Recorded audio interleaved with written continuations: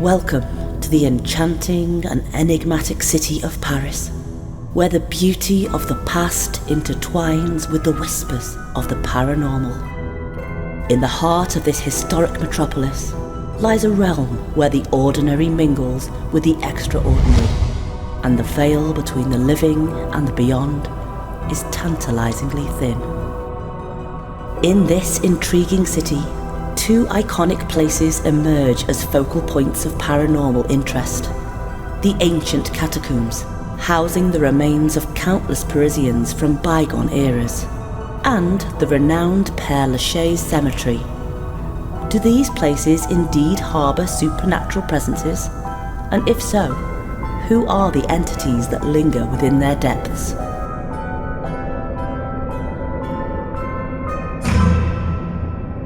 In the 17th century, Paris stood as a vibrant and bustling metropolis, reigning as the largest city in all of Europe. It was an era characterised by innovation, expansion and boundless imagination. However, the city's age brought with it a grave predicament. Quite literally, the cemeteries of Paris had grown overcrowded to a disturbing degree. The overcrowding was so severe that it was not uncommon for bodies to be unearthed unintentionally. Particularly in neighbourhoods neighbouring Les Innocents, the oldest cemetery in the city, residents endured the overwhelming stench of decomposing bodies. This dire situation not only plagued the living with a noxious odour, but also posed a significant health risk. The solution to this predicament was a monumental challenge: the relocation of the deceased. The remains of over 6 million deceased Parisians were moved to the disused quarries and chambers that lay beneath Paris. These catacombs, now famous as the Paris Catacombs, became the final resting place for countless souls, preserving their memory and providing a unique and haunting perspective on the history of the City of Light. Let's delve into some ghostly stories. During the French Revolution, a man named Philibert Aspairt was a doorman at the Val-de-Grâce hospital. On a mission to fetch a certain liqueur from the cellar, Philibert actually ended up entering the Paris Catacombs by accident. Walking around the pitch-black catacombs, alone with just a single candle, Philibert became lost and confused. Many believe he may have been intoxicated at the time. Ultimately, Philibert's candle went out and everything turned to black, making it impossible for him to escape the profound darkness of the catacombs. His body was only found 11 years later by a group of cataphiles. They identified him by the hospital keyring hanging from his belt. Aspairt is now buried in the catacombs, in the exact place where he died, with a tombstone describing his death.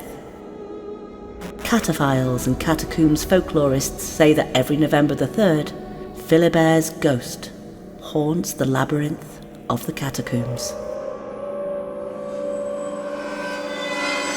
In 2004, a team of police officers ventured into the restricted section of the Paris Catacombs, where they stumbled upon a series of bizarre and unsettling discoveries.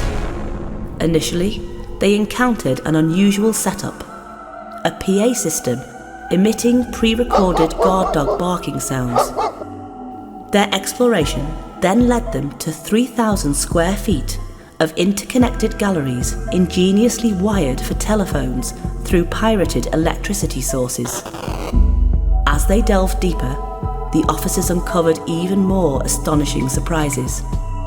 Among these underground secrets were a fully equipped bar, a living space, a functional workshop, a cozy lounge, and an unexpected cinema, complete with stone-carved seating for up to 20 people. The eeriest revelation, however, was the presence of surveillance cameras directly mounted on the catacomb ceilings, silently documenting their every move. Perplexed and intrigued, the police returned to the site a few days later, this time with a larger team hoping to further investigate these enigmatic underground chambers. To their astonishment, everything they had discovered, from the makeshift phone lines to the intricately carved Paris Catacombs cinema, had inexplicably vanished. The only remnants left behind were the haunting words on a note, "Ne cherchez pas," a chilling directive that translates to, "Don't search." During the early 1990s, a solitary individual embarked on a daring exploration of the catacombs, armed with only his camcorder. As he journeyed deeper into the catacombs, documenting each step and turn he took, a growing sense of dread overcame him. It became painfully clear that he was hopelessly lost within this bone-laden maze, and a profound vertigo gripped his senses. The footage was discovered years later by urban explorers who ventured into the catacombs. They stumbled upon a seemingly abandoned camcorder lying on the ground, its battery drained and its tape filled to capacity. What they encountered on that tape were the chilling final moments of the man who had vanished within the catacombs of Paris. Strangely, no missing person report was ever filed, and no trace of his body was ever recovered. The question lingers: did he miraculously escape, or did he simply disappear into the abyss? The camera and its disturbing footage remain unclaimed, perhaps because venturing into the catacombs is illegal, shrouding this unsettling mystery in secrecy. Just 8 miles away from the catacombs, you'll find the beautiful Père Lachaise cemetery. Opened by Napoleon in 1804, the Père Lachaise cemetery, with its 300,000 graves, is the largest in Paris. It's a beautiful, even romantic spot for a stroll. You can get lost for hours among the winding, tree-covered paths. But is it haunted? Just who comes out at night to play? Beneath the looming centuries-old trees, a spectre of bygone elegance and wit is said to wander. This spectral figure is none other than the brilliant Irish playwright and poet Oscar Wilde. It is a story that's been passed down through generations, a tale of a restless spirit seeking solace in the place where he now rests. Oscar Fingal O'Flaherty Wills Wilde was born in 1854 in Dublin, Ireland, into a family of intellectuals and writers. From an early age, he displayed a remarkable talent for wit and literature. His plays, essays, and poetries enchanted and scandalised Victorian England. His words were like fire, igniting the imagination and burning down the walls of convention. Yet, they would also be the source of his tragic downfall. As the years went by, Oscar's fame and flamboyant lifestyle became his own undoing. He was openly gay at a time when such an admission was a crime, and his defiance of societal norms led to his imprisonment in 1895. He was sentenced to 2 years of hard labour for gross indecency. The man who had once been the toast of London's literary elite found himself behind bars, his brilliant light dimmed. Upon his release, he fled to France. Wilde arrived in Paris a broken man, and his health deteriorated rapidly. He died in 1900, far from the fame and adoration that once surrounded him.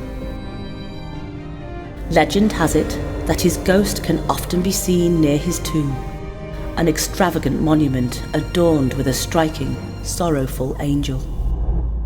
Visitors to the cemetery have reported encountering a figure in turn-of-the-century attire, donning a stylish frock coat and carrying a cane. The ghostly figure moves with an air of elegance, often pausing at his tomb to reflect on his life and the harsh world that condemned him. Amidst the ivy-draped mausoleums and moss-covered stones, a haunting melody can sometimes be heard, a mournful yet beautiful voice that carries through the night. It is said to be the ghost of Edith Piaf, the legendary Little Sparrow, of French chanson, whose ethereal presence lingers in the cemetery. Edith Giovanna Gassion was born in 1915 in the Belleville neighbourhood of Paris, a place steeped in poverty and hardship. Piaf's mother abandoned her at birth. By the outbreak of World War I, she was living in a brothel run by her grandmother. She sang in the streets from a young age, and by her teens was discovered in the Pigalle neighbourhood of Paris, the heart of the city's cabaret scene. She quickly rose to fame, captivating audiences with her soulful, passionate voice and her tragic life story. Piaf's music, filled with heartache and longing, spoke to the struggles she had endured. It was in Père Lachaise cemetery that Edith Piaf found her final resting place in 1963 after succumbing to liver cancer. Her grave is a simple yet poignant monument to her memory. However, many believe that her spirit remains tethered to this place where her mortal remains lie. On certain moonlit nights, those who venture to the cemetery have reported hearing the strains of La Vie en Rose or Non, Je regrette rien, two of Edith's most famous songs echoing through the tombstones. Her ghost is said to appear in a soft, ethereal glow, her eyes filled with the sadness that permeated her life and her songs.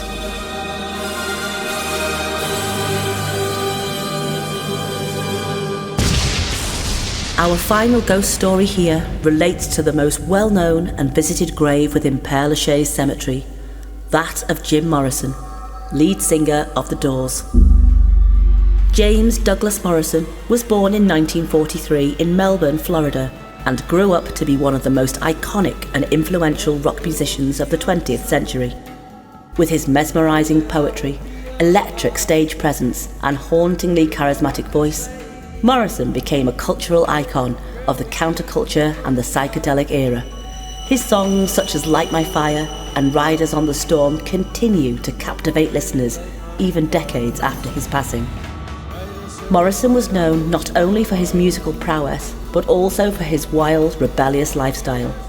He was an embodiment of the 60s counterculture, embracing free love and the exploration of consciousness through psychedelic drugs. The climax of his fame, and perhaps infamy, was his time as the lead singer of The Doors, which coincided with the heights of the tumultuous 1960s. As the 60s grew to a close, so did Morrison's life, in an apartment in Paris. On the 3rd of July 1971, he was found dead in a bathtub. The cause of death officially listed as heart failure, although the circumstances surrounding his passing remain mysterious. There have been multiple sightings of Jim roaming the cemetery, particularly around the area where he was buried. Some have even claimed to capture this apparition in a photograph. In 1997, during a trip to Paris, Brett Meisner, a rock historian, visited his idol's grave and asked a friend to take a photograph of him. But when the photograph was developed, there was a ghostly presence. In the photograph, behind Brett Meisner, a white-clad figure appears, who looks very much like Jim Morrison. This photograph was studied and restudied, and no suspicious editing or special effects could be discovered. It is therefore clear that this image is more than disturbing. It is said that on moonlit nights, or during the mystical hours of twilight, Morrison's ghostly figure is seen wandering the cemetery grounds, his wild hair and leather-clad attire unmistakable. Thank you for embarking on this chilling journey through the secrets and stories of Paris. As we leave the haunted depths of the city behind, remember that the spirits of history continue to whisper through its cobblestone streets and hidden catacombs. From both of us, have a spine-tingling Halloween, and may the spirits of Paris keep you company in your dreams tonight. Happy Halloween.